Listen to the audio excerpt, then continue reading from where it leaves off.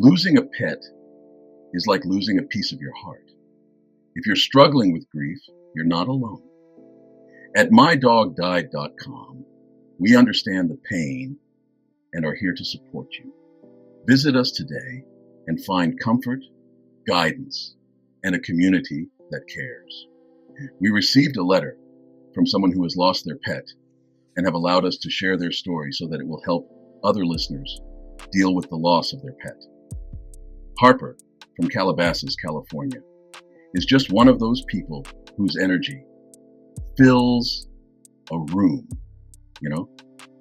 At 65, she was the kind of person who stayed active and engaged with life, hiking those rugged trails in the Santa Monica Mountains, doing yoga as the sun peeked over the hills, and really leaning into everything that made her feel alive. But for all her energy and enthusiasm, Harper's biggest source of joy, her partner in all those adventures, was her boxer, Echo. And honestly, the bond these two shared, it was remarkable. Have you ever had a connection so strong with a pet that it kind of feels like they're almost human? Now, Echo's name actually has a funny little story behind it. As a puppy, she had this hilarious habit of barking back every single thing Harper said. Harper would say something like, "Good girl." And without skipping a beat, Echo would give this sharp, playful woof. It was as if she was trying to mimic her. It didn't matter what Harper said. "Let's go." Or, "Wanna play." Echo always had to throw in her 2 cents in bark form, of course. It's no surprise at all, really, that the name Echo stuck. Over the years, Echo shaped Harper's life in more ways than one. Wherever Harper went, there was Echo, on trails, at the beach, or curled up by her side during one of their cozy movie nights. Harper used to joke that Echo had better comedic timing than most actors on screen. She'd wag her tail at just the right moment, almost like she was in on the punchline. And of course, at some point, it's something so many of us have faced or will face: losing that connection.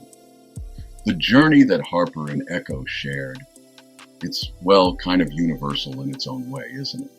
Because when you love a pet like that, you're letting them leave paw prints, not just on your life, but on your heart. And yeah, those paw prints, they don't fade easily. When Echo passed away, the silence in Harper's home wasn't just quiet. It was deafening. Sound can sometimes feel like a presence, can't it? And when that sound is suddenly gone, the emptiness it leaves behind is almost louder than the noise itself.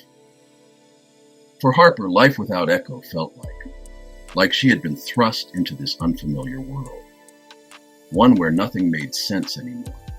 The morning hikes, the yoga, what used to be these joyful rituals suddenly became stark reminders of who wasn't there anymore.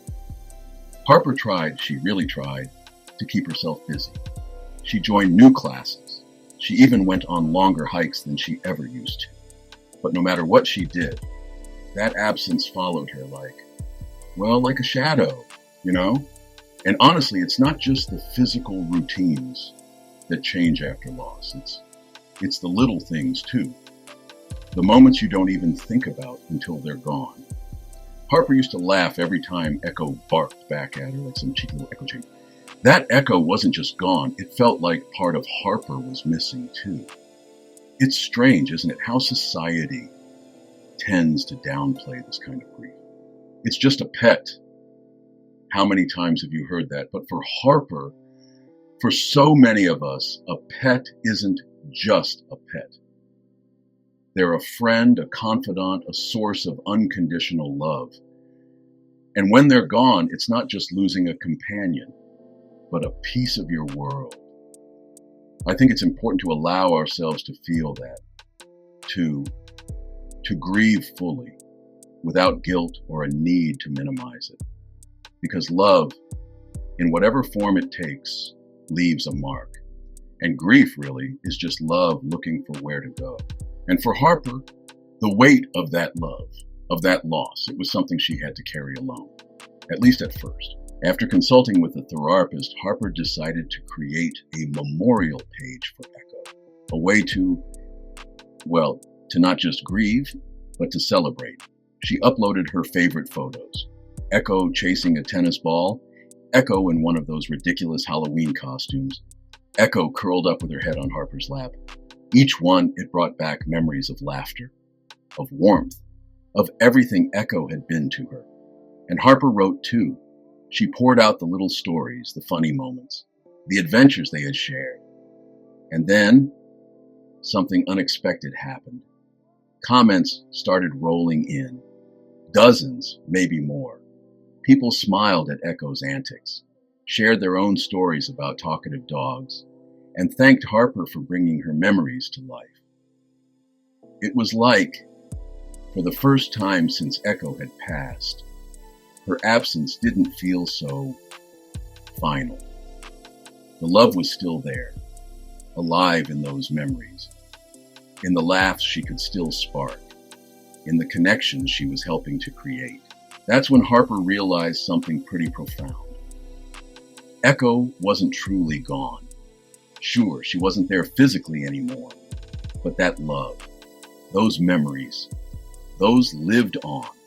Echo had left her bark in Harper's heart. And through sharing their story, that echo was reaching others too. Grief, it has this way of making us feel isolated, doesn't it? But what Harper found through mydogguide.com was the opposite. A community where pain and memories could turn into connection and healing. And maybe that's the lesson here for Harper, for all of us.